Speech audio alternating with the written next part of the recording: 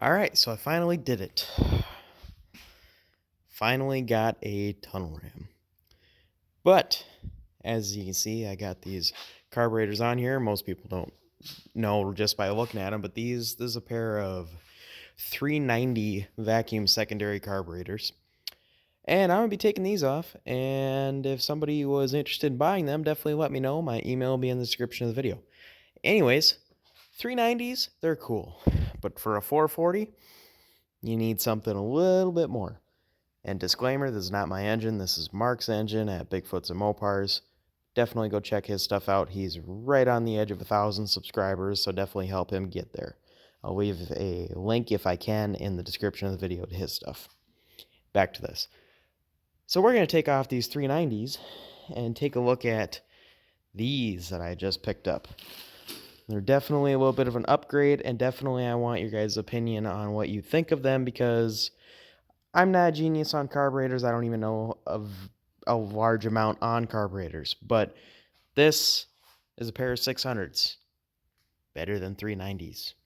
So, it looks like, I'm going to use kind of cylinder head terms here because I don't really know exactly what to use for terms. But first of all, the choke horn has been cut off of these. And it almost looks like, lack of a better way to say it, it almost looks like bowl work, like if you're to compare it to a cylinder head. And then there's these like vents here, and here that are filled with some sort of epoxy or resin. Same thing done to this side. There's that vent, and there's that vent. So definitely let me know what you guys think. These are painted. A lot of people aren't a big fan of that. I think it looks all right. It'll look okay for a tunnel ram, at least for the time being. And we might move on to something different than this, but this is just for now. So let's get those off, and let's get these on, and let's see how it looks. So here's the before, and here's the after. So much better in my opinion. Definitely looks a lot better, a lot cleaner, which it is. So a quick update on this tunnel ram. Like I said, this engine, not my engine, this is Mark's. We will do some more footage and collaboration between the two of us when the time comes for that, which hopefully will be within the next coming weeks. As weather gets colder, that was going to be something we were going to get into, so we'll see how that goes. Anyways, I was down at a really good friend's place in Texas, and he had this tunnel ram laying on the ground in his shop, and I was looking at it, kind of oohing and on, like, oh, that'd be kind of cool to do something with.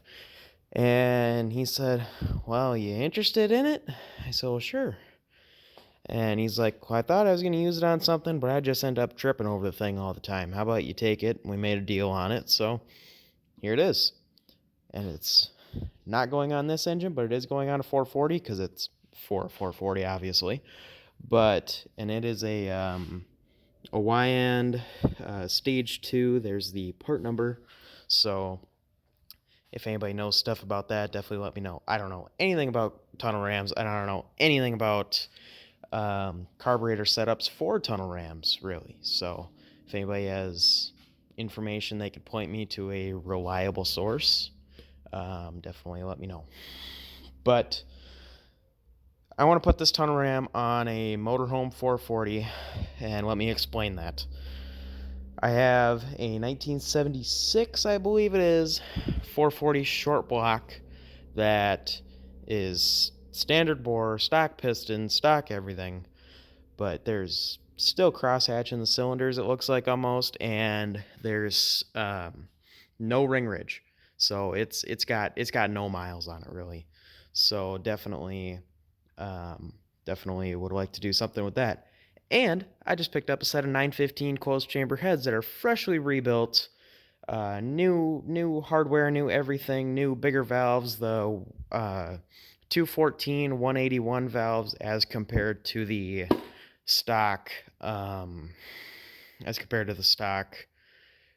206 or 208. I always mix that up, and 174 for the exhaust. So those are really good, and it looks like the deck surface has been cut by my measurements about 20 thousandths, so that increases the compression even more. So putting those on a motorhome 440 will get you right kind of near that 9-to-1 compression. So it's not ideal for a tunnel ram, not ideal for a high performance thing. But I also have sitting on the shelf a old school purple shaft 509 cam. And I've got factory like Hemi style 6-quart 6-quart oil pans and all kinds of stuff like that. So with stuff I literally have just laying around, the only thing I need to find is a pair of headers, I think, for B-body. If anybody has headers for B-body, let me know. Out of stuff I have laying around, I can build an engine that I'm shooting for 450 horsepower, more if possible. And what's that going into? The original car that was supposed to be going to No Name Nationals. If you're a longtime viewer of the channel, you know it. The 1966 Cheap Thrill Belvedere. So we're going to be getting back onto that this winter, weather permitting, because it costs a lot to heat stuff, as everybody knows. But anyways, enough of that. I'm going to kind of pan around these carburetors a little bit, show you guys some other stuff on them, and definitely let me know what you guys think and some more about this, these modifications, I guess you could call them, where they put resin in there, and the, once again, lack of a better way to say it, the bulwark that has been done to both of them. So if anybody knows why they did that, if that's a horsepower thing, or if that's just an airflow thing, or whatever that is, let me know, because I saw that and I was kind of curious about that. I was like, well, why'd they do that? But anyways, here's kind of a side view. The only thing I noticed that's different is there's this style on this one and this style on this one. So I think that should be fine, but slight difference there. And then here's that linkage. It all moves good. It might be a little bit sticky.